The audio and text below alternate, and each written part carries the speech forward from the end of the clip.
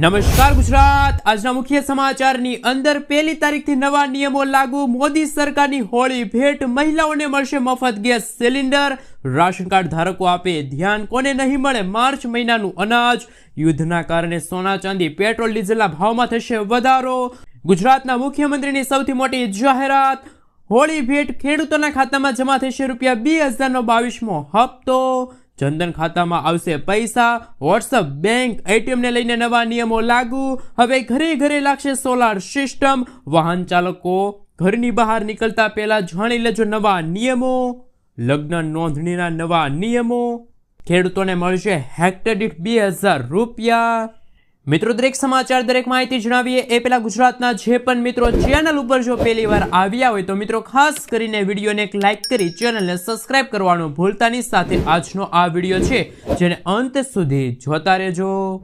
સૌથી પહેલા મિત્રો અત્યારના તાજા સમાચાર ઉપર નજર કરીએ તો હોળીના દિવસે સામાન્ય જનતા અને વેપારીઓ માટે મોંઘવારીના સમાચાર સામે આવ્યા છે। ઓઇલ માર્કેટિંગ કંપનીઓએ 1 માર્ચ 2026થી એલપીજી સિલિન્ડરના નવા ભાવ જાહેર કર્યા છે। આ નવા ફેરફાર મુજબ કોમર્શિયલ એલપીજી સિલિન્ડરની કિંમતમાં ₹31 સુધીનો વધારો કરવામાં આવ્યો છે। જોકે રાહતની વાત એ છે કે ઘરેલું વપરાશ માટેના 14 કિલોગ્રામના સિલિન્ડરના ભાવમાં કોઈ ફેરફાર કરવામાં આવ્યો નથી। મિત્રો, ત્યાં પછીના સમાચાર ઉપર નજર કરીએ તો માર્ચ મહિનાની શરૂઆત સાથે નવા નિયમો લાગુ થઈ ગયા છે। તમારા ખિસ્સા પર અસર કરે તે પહેલા જાણી લેજો નવા નિયમો। આજથી સિમ કાર્ડ વગર વોટ્સઅપ નહીં ચાલે। કોમ્પ્યુટર કે વોટ્સઅપ વેબમાં 6 કલાકમાં વોટ્સઅપ લોગ આઉટ થઈ જશે। ઈરાન ઇઝરાયલ યુદ્ધના કારણે ચાંદીમાં ₹20,000નો ઉછાળો થયો છે, જ્યારે સોનામાં પણ ₹7,000નો વધારો થયો છે। કોમર્શિયલ એલપીજી ગેસ સિલિન્ડરના ભાવમાં ₹31નો વધારો થયો છે। એટીએફના ભાવ વધવાથી હવાઈ મુસાફરી મોંઘી થઈ છે। ઈરાન ઇઝરાયલ યુદ્ધના કારણે અમુક સેક્ટરમાં મંદી આવવાના ભણકારા। રેલવે વિભાગે યુટીએસ એપ્લિકેશન બંધ કરી હવે રેલ ઓન એપ્લિકેશન ચાલશે। આજથી મોટા યુપીઆઈના ટ્રાન્ઝેક્શન કરવા માટે ખાલી એમપી નહીં ચાલે, બાયોમેટ્રિક્સ કે પછી ફેસ ફિંગરપ્રિન્ટની જરૂર પડશે। મિત્રો, ત્યાં પછીના સમાચાર ઉપર નજર કરીએ તો સોના ચાંદી પેટ્રોલ ડીઝલના ભાવમાં થશે વધારો। અમેરિકા અને ઇઝરાયલે ઈરાન પર હુમલો કર્યો। આ યુદ્ધ ભારત પર અસર કરશે। યુદ્ધના કારણે આંતરરાષ્ટ્રીય બજારમાં ક્રૂડ ઓઇલના ભાવમાં વધારો થઈ શકે છે। આનાથી ભારતમાં પેટ્રોલ ડીઝલના ભાવમાં વધુ વધારો થશે। આ દરમિયાન સોના ચાંદીને સલામત રોકાણ માનવામાં આવે છે। પરિણામે સોના ચાંદીની માંગ વધશે અને રેકોર્ડ બ્રેક ભાવ જોવા મળી શકે છે। શેર બજારમાં પણ નોંધપાત્ર ઘટાડો જોવા મળી શકે છે। મિત્રો, ત્યાં પછીના સમાચાર ઉપર નજર કરીએ તો રાશન કાર્ડ ધારકોને મળશે હોળીની સૌથી મોટી ભેટ। જાણો માર્ચ મહિનામાં રાશન કાર્ડ ધારકોને કયું અનાજ છે મળવા પાત્ર રહેશે। તો કે મિત્રો, માર્ચ મહિનાનું રાશન વિતરણ વિશે વાત કરીએ તો ગુજરાત સરકારના અન્ન અને નાગરિક પુરવઠા વિભાગ દ્વારા રાષ્ટ્રીય અન્ન સલામતી કાયદા હેઠળ માર્ચ મહિના માટે વિના મૂલ્યે અને રાહત દરે અનાજ વિતરણની જાહેરાત કરવામાં આવી છે। તો કે અત્યોદય પરિવારોને કાર્ડ દીઠ 15 કિલો ઘઉં અને 20 કિલો ચોખા મળશે। અગ્રતા ધરાવતા પરિવારોને વ્યક્તિ દીઠ 2 કિલો ઘઉં અને 3 કિલો ચોખા મળશે। રાહત દરે અન્ય કઈ ચીજ વસ્તુઓ મળશે એમના વિશે વાત કરીએ તો તુવેર દાળ ₹50 પ્રતિ કિલોગ્રામ, કાર્ડ દીઠ 1 કિલો મળશે। ચણા ₹30 પ્રતિ કિલોગ્રામ, કાર્ડ દીઠ 1 કિલોગ્રામ મળશે। મીઠું ₹1 પ્રતિ કિલોગ્રામ, કાર્ડ દીઠ 1 કિલો મળશે। ખાંડ અત્યોદય પરિવારો માટે ₹15 અને બીપીએલ પરિવારો માટે ₹22 પ્રતિ કિલોગ્રામે નિયત જથ્થા મુજબ મળશે। આ યોજનાનો લાભ રાજ્યના તમામ જિલ્લાના પાત્રતા ધરાવતા રાશન કાર્ડ ધારકોને મળી શકે છે। મિત્રો, ત્યાં પછીના સમાચાર ઉપર નજર કરીએ તો હેલ્મેટ પહેર્યા વિના 15 દિવસ નીકળતા નહીં। ગુજરાતમાં વાહન ચાલકો માટે એક મોટા સમાચાર સામે આવ્યા છે। રાજ્યના પોલીસ વડા દ્વારા ડ્રાઈવના આદેશ આપવામાં આવ્યા છે। અકસ્માતોને અંકુશમાં લાવવા ડ્રાઈવનું આયોજન કરવામાં આવ્યું છે। ડ્રિંક એન્ડ ડ્રાઈવ અને કાળા કાચ વિરુદ્ધ કાર્યવાહી કરવામાં આવશે, જેમાં હેલ્મેટ ન પહેરનાર કે ઓવર પેસેન્જર ભરેલા વાહન ચાલકો વિરુદ્ધ કાર્યવાહી કરવામાં આવશે। ગુજરાત પોલીસ દ્વારા સ્પેશિયલિસ્ટ ટ્રાફિક ડ્રાઈવનું આયોજન કરવામાં આવ્યું છે, જેમાં અલગ અલગ વિસ્તારમાં આ ટ્રાફિક ડ્રાઈવ યોજવામાં આવશે. રોંગ સાઈડ વાહનોમાં ગેરકાયદેસર LED લાઇટ હશે તો ચાલકો વિરુદ્ધ કાર્યવાહી કરવામાં આવશે. સાથે સાથે જાહેર રોડ પર થયેલા અનઅધિકૃત પાર્કિંગને લઈ કાર્યવાહી કરવામાં આવશે. ટ્રાફિક પોલીસ ટ્રાફિકના નિયમો તોડનાર વિરુદ્ધ કાર્યવાહી પણ કરશે. મિત્રો, ત્યાં પછીના સમાચાર ઉપર નજર કરીએ તો સૌથી મોટા સમાચાર સામે આવી રહ્યા છે. જાણો કઈ તારીખે ખેડૂતોના ખાતામાં જમા થશે ₹2000નો 22મો હપ્તો. અને 22મા હપ્તા પહેલાં ખેડૂતોએ આ 5 કામો સૌથી પહેલાં કરવા પડશે. તો સૌથી પહેલાં KYC છે. PM કિસાન પોર્ટલ પર જઈને ખેડૂતો KYC પ્રક્રિયા પૂર્ણ કરવી ફરજિયાત છે. આધાર લિંકિંગ, તમારું બેંક ખાતું આધાર કાર્ડ સાથે લિંક હોવું જોઈએ. જમીન રેકોર્ડ, જમીનના દસ્તાવેજો પોર્ટલ પર અપડેટ હોવા જોઈએ. DBT સક્રિય, ખાતામાં ડાયરેક્ટ બેનિફિટ ટ્રાન્ઝેક્શન સુવિધા સક્રિય હોવી જોઈએ. તો જ તમને આગામી ₹2000નો 22મો હપ્તો મળશે. એવા સમાચાર હતા કે હોળી દરમિયાન ખેડૂતોના ખાતામાં ₹2000નો 22મો હપ્તો જમા થશે, પરંતુ અત્યારે સરકાર તરફથી કોઈ પણ જાહેરાત કરવામાં નથી આવી કે ₹2000નો 22મો હપ્તો ક્યારે જમા થશે, પરંતુ માર્ચ મહિનાના અંત સુધીમાં ખેડૂતોના ખાતામાં છે એ ₹2000નો 22મો હપ્તો જમા થઈ જશે. મિત્રો, ત્યાં પછીના સમાચાર ઉપર નજર કરીએ તો રાશન કાર્ડ ધારકો આપે ધ્યાન, નહીતર દર મહિને મળતું મફત અનાજ બંધ થઈ જશે. ગુજરાત સરકારના ખાદ્ય અને નાગરિક પુરવઠા વિભાગે રાજ્યભરમાં એક મહત્વપૂર્ણ આદેશ જારી કર્યો છે. આ આદેશ હેઠળ રાશન કાર્ડ પર નોંધાયેલા તમામ સભ્યો માટે તાત્કાલિક KYC ચકાસણી ફરજિયાત બનાવવામાં આવી છે, જેથી સરકારી અનાજ લાભો અવિરત રીતે પ્રાપ્ત થાય. આ પ્રક્રિયા છેતરપિંડી કરનાર લાભાર્થીઓને દૂર કરવા અને સાચા ગરીબ પરિવારોને અનાજનું પારદર્શક વિતરણ સુનિશ્ચિત કરવા માટે ફરજિયાત બનાવવામાં આવ્યા છે. જો તમે હજુ સુધી તમારા પરિવારના સભ્યોની ચકાસણી કરી નથી તો ભવિષ્યમાં રાશન મેળવવું મુશ્કેલ બની શકે છે. મિત્રો, ત્યાં પછીના સમાચાર ઉપર નજર કરીએ તો મંદિરો અને ધાર્મિક સ્થળોની સૌથી મોટી જાહેરાત. 2 તારીખે હોળી, 4 તારીખે ધૂળેટી. જોજો ભૂલાય નહીં, ધ્યાન આપો. હોલિકા દહન 2 માર્ચના રોજ સોમવારના રોજ રાત્રિના સમયગાળા દરમિયાન છે. અને ગુજરાત રાજ્યના મોટાભાગના મંદિરો અને ધાર્મિક સ્થળોએ પણ આ નિર્ણય લીધો છે. 3 માર્ચના રોજ પૂનમ છે, પરંતુ ચંદ્રગ્રહણના કારણે હોળી પ્રગટાવી ન શકાથી હોલિકા દહન 2 માર્ચના રોજ સોમવારે કરવામાં આવશે.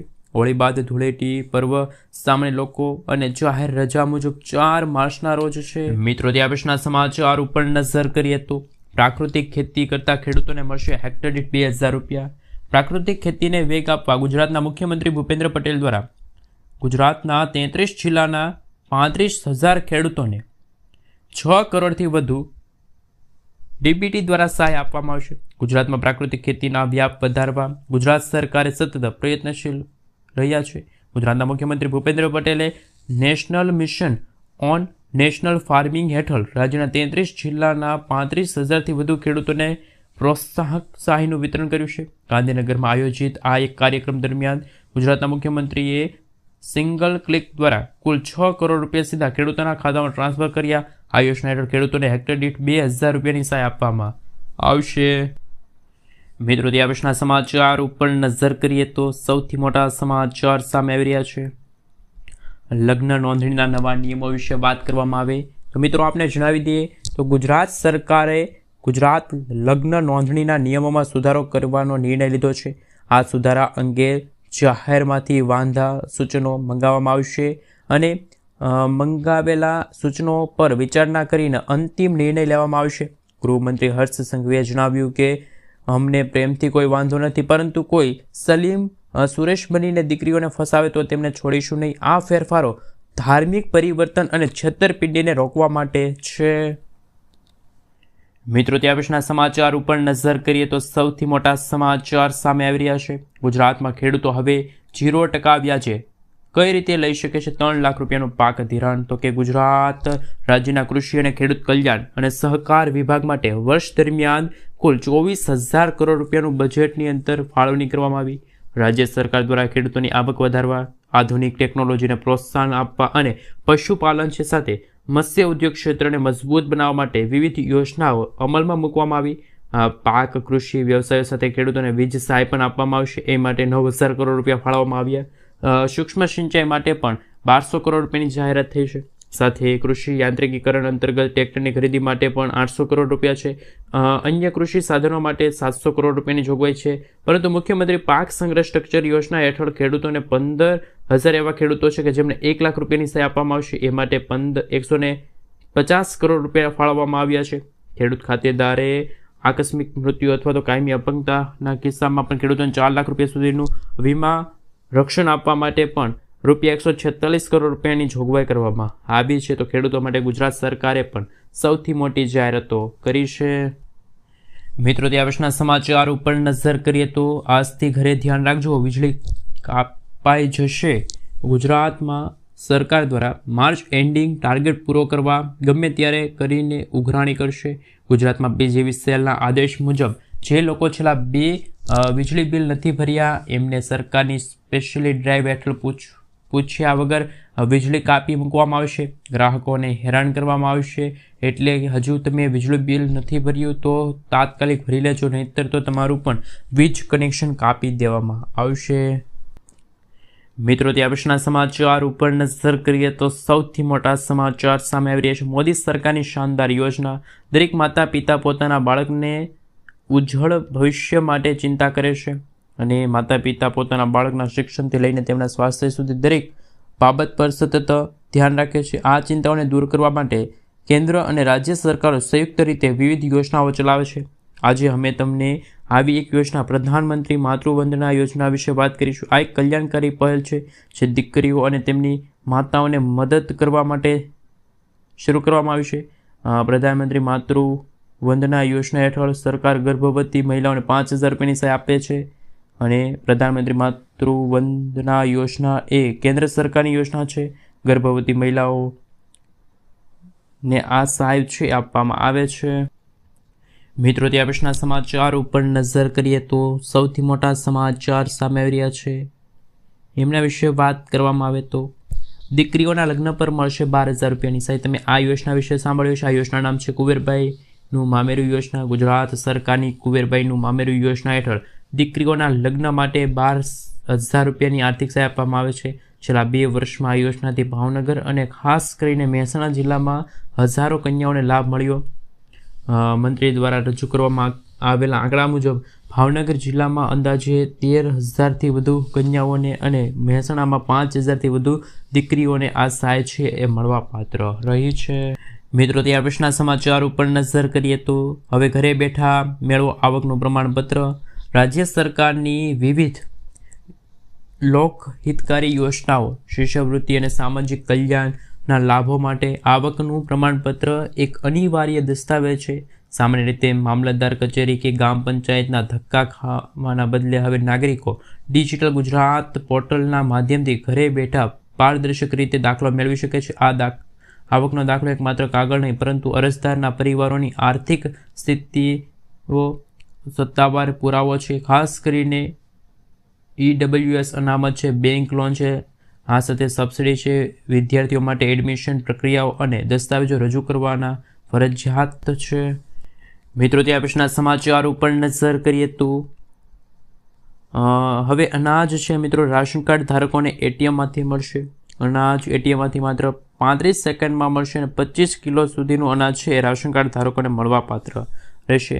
ગુજરાતમાં ગરીબ અને મધ્યમ વર્ગના પરિવારો માટે જાહેર વિતરણ વ્યવસ્થા અંતર્ગત PDS અંતર્ગત ટેકનોલોજીના માધ્યમથી મોટા ફેરફારો કરવામાં આવ્યા. ગુજરાતના મુખ્યમંત્રી ભૂપેન્દ્ર પટેલ દ્વારા અનાજ ATMનો પ્રારંભ કરવામાં આવ્યો છે અને વડાપ્રધાન નરેન્દ્ર મોદીના નેતૃત્વમાં ટેકનોલોજીના ઉપયોગથી ગરીબોનું કલ્યાણ કરવાનો મંત્ર સાકાર થઈ રહ્યો છે. આ નવી સુવિધાથી હવે અનાજ મેળવવું ખૂબ જ સરળ અને પારદર્શક બનશે. મિત્રો, ગુજરાતના મુખ્યમંત્રી ભૂપેન્દ્ર પટેલ દ્વારા આ અત્યાધુનિક સુવિધા વિશે વાત કરતા જણાવ્યું કે અત્યાર સુધીમાં પૈસા ઉપાડવા માટે તમે ATMમાં જતા હતા, પરંતુ હવે અનાજ ઉપાડવા માટે ATM ખાસ કાર્યરત છે. આ મશીન દ્વારા માત્ર 35 સેકન્ડમાં 25 કિલોગ્રામ અનાજ મેળવી શકાશે. સૌથી મોટી રાહતની વાત એ છે કે આ ATM 24 કલાક કાર્યરત છે, જેથી શ્રમિક વર્ગ પોતાની અનુકૂળતા પ્રમાણે પોતાના હકનું અનાજ મેળવી શકે. મિત્રો, ત્યાર પછીના સમાચાર ઉપર નજર કરીએ તો હવે જમીનનો પણ હશે આધાર નંબર.